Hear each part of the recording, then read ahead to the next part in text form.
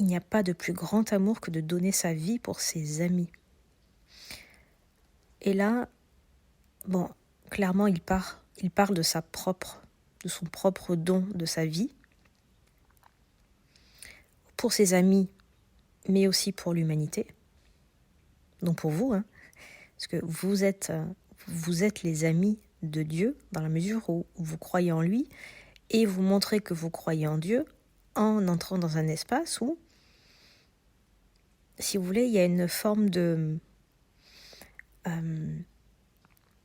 quand on adhère de façon visible à l'évangile, c'est une preuve d'amour envers Dieu. Et c'est une preuve d'amour aussi envers les autres. Bienvenue dans mon podcast Alliance de souveraines, le podcast des femmes de foi, des femmes qui sont ambitieuses et qui veulent devenir leaders de leur entreprise, leaders d'un mouvement.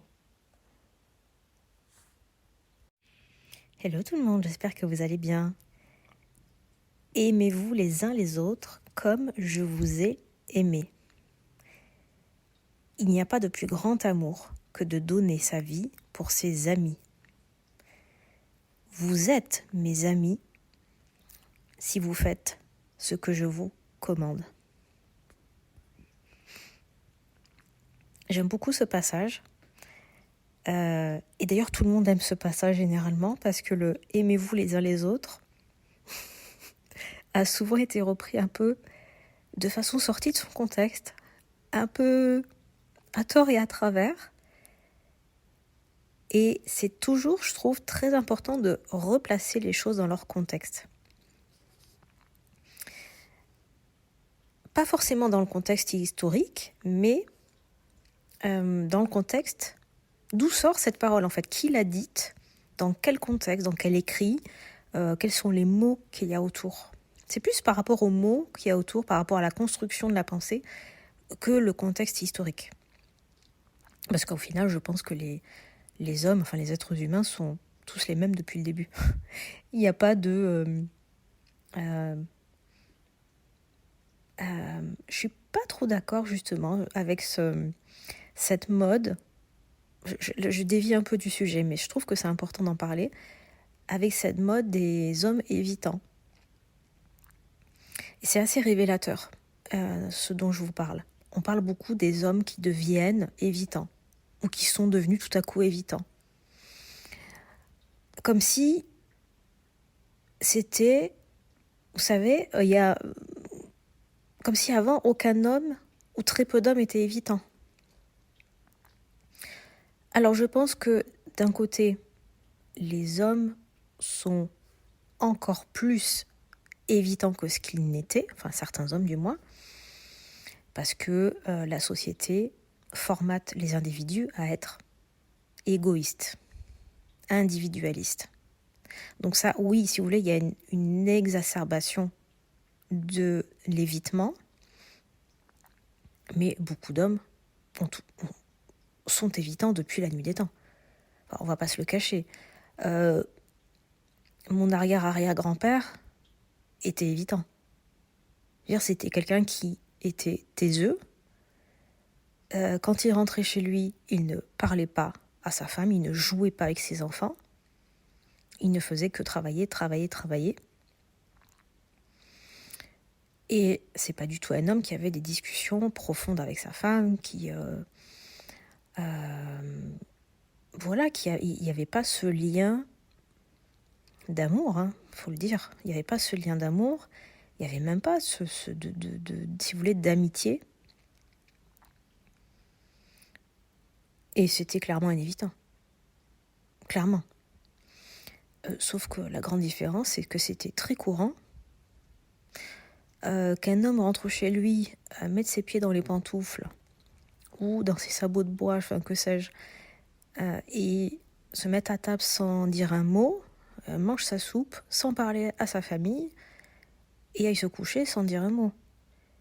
C'est quelque chose qui était quand même hyper courant. Donc si vous voulez, l'évitement, c'est pas quelque chose de nouveau, loin de là.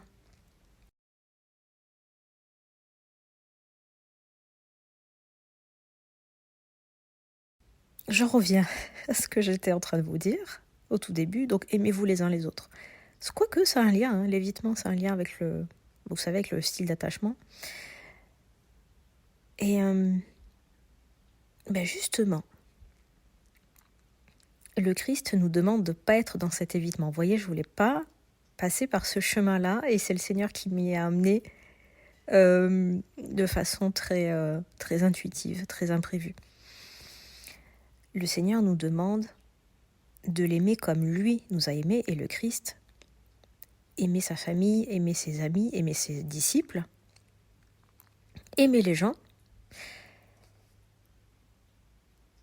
avec, je dirais, la même intensité, c'est-à-dire que il était tellement, le Christ était tellement sécure, il était tellement sûr de lui, il était tellement dans ce don de soi, sans chercher à reprendre quoi que ce soit, et il était vraiment dans cette volonté d'obéissance envers son Père, et dans une confiance, une confiance telle qu'il aimait en vérité. Il ne portait pas de masque, il ne portait pas de... Vous savez, il ne cherchait pas à rentrer, à se tordre dans un costume pour plaire à tel type de personne. Je pense notamment aux pharisiens. Il était égal à lui-même avec tous. Et en ça, c'est une preuve d'amour aussi. Le fait de ne pas de ne pas être dans cette recherche de porter un masque, dans ce syndrome du caméléon. Le Christ n'était pas du tout un caméléon. Alors on pourrait dire qu'il manquait peut-être de souplesse intellectuelle ou sociale. Pas du tout. Parce que lui, son job, son rôle, sa vocation, c'était d'amener le royaume de Dieu sur terre. Il n'a jamais perdu son objectif de vue.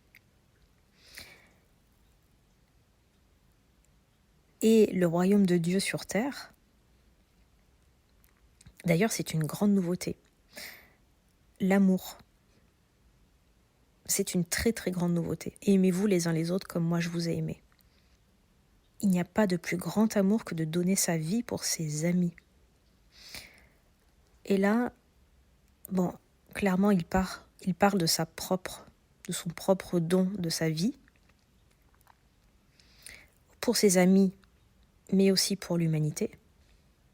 Donc pour vous, parce que vous êtes les amis de Dieu, dans la mesure où vous croyez en lui, et vous montrez que vous croyez en Dieu en entrant dans un espace où, si vous voulez, il y a une forme de... quand on adhère de façon visible à l'évangile, c'est une preuve d'amour envers Dieu. Et c'est une preuve d'amour aussi envers les autres. Puisque vous ne cherchez pas à, par exemple, il n'y a pas la possibilité de rentrer dans cet espace de façon anonyme, comme parfois on peut avoir sur Facebook, où on peut publier de façon anonyme. Ici, c'est pas possible. Donc, on se montre, on est à nu dans cette vérité. Et ça, c'est magnifique. Et en ça, je vous remercie beaucoup d'être dans cet espace, parce que vous êtes justement dans cet amour. Dans cet amour de Dieu, mais aussi dans cet amour de vous-même, et aussi envers les autres.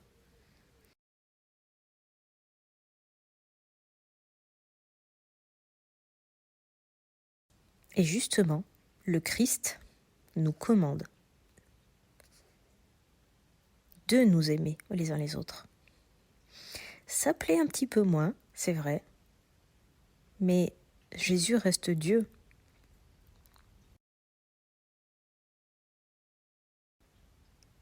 Parce que s'il nous avait juste dit « aimez-vous les uns les autres », ça serait resté dans une énergie yin. ça aurait manqué de consistance, ça aurait manqué de, vous savez, de direction. Alors que dans la mesure où il y a ce qu'on appelle un commandement, c'est pas je te donne un ordre, c'est une direction pour ton bien. Un commandement, c'est une direction pour notre bien et pour le bien de l'humanité.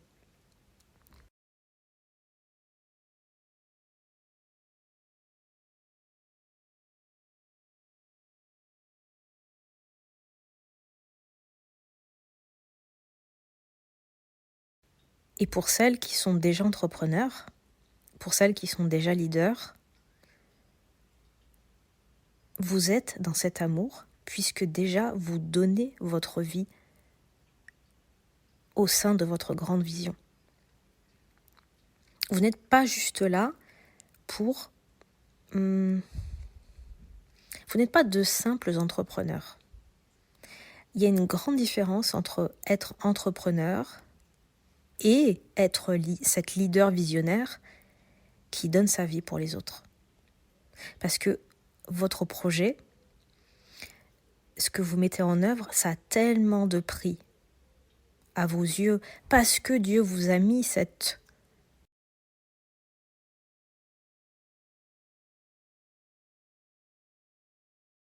planter cette graine au plus profond de votre âme, que c'est ça que vous devez faire. Et ça vous poursuit. Même si parfois vous avez peut-être envie d'abandonner ou vous vous découragez, en fait ça revient. Ça revient systématiquement. Je me dis mais non, mais c'est tellement important pour moi et puis j'ai tellement envie d'en parler, j'ai tellement envie d'apporter ça aux gens. C'est tellement fort, c'est plus fort que moi. Et quand vous faites ça, quand vous êtes dans cette grande vision, même si parfois c'est difficile, même si vous avez peut-être envie d'abandonner ou de baisser le volume ou de baisser votre lumière, parce qu'on reste des êtres humains, c'est plus fort que vous. Justement parce que, vous voyez, c'est ça un commandement de Dieu. Vous obéissez dans l'amour. Les commandements de Dieu, et ça c'est tellement important que les gens comprennent ça, et j'ai tellement envie de le dire au monde entier, un commandement qui vient de Dieu, ça n'a rien à voir avec une injonction. C'est pas, si tu ne fais pas ça, tu vas t'en prendre, il va t'arriver des malheurs, quoi. Alors même si c'était peut-être un peu la vision de l'Ancien Testament, mais aussi parce que les gens n'étaient pas prêts, très honnêtement, les gens n'étaient pas prêts à parler d'amour et à recevoir cet amour de Dieu. Il y a aussi une histoire d'être prêt.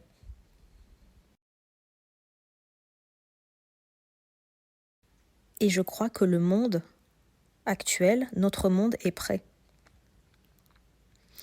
à entrer dans une autre version de son histoire, dans ce fameux nouveau paradigme, dans ce fameux nouveau monde.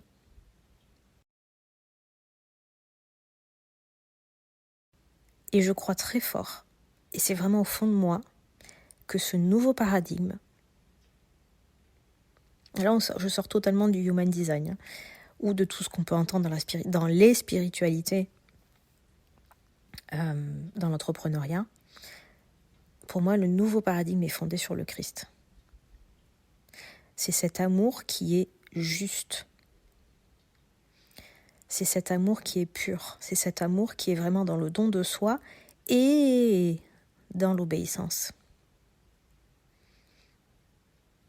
Vous savez, toujours cette polarité. Ok, je suis dans le don de moi, j'aime ce que je fais, mais en même temps, j'obéis, je me plie à ma grande vision qui a été déposée par Dieu en moi. Et c'est ça qui fait que vous revenez toujours à cette grande vision, vous revenez toujours à ces rêves que vous avez peut-être depuis très longtemps, depuis que vous êtes petite, parce que ça a été déposé par quelqu'un de plus grand que vous. Et parce que justement vous êtes dans cette obéissance, cette obéissance qui est dépouillée, qui est sortie des injonctions. J'ai hâte d'avoir vos retours. Je vous souhaite une très bonne journée et je vous dis à très très vite. Je vous embrasse.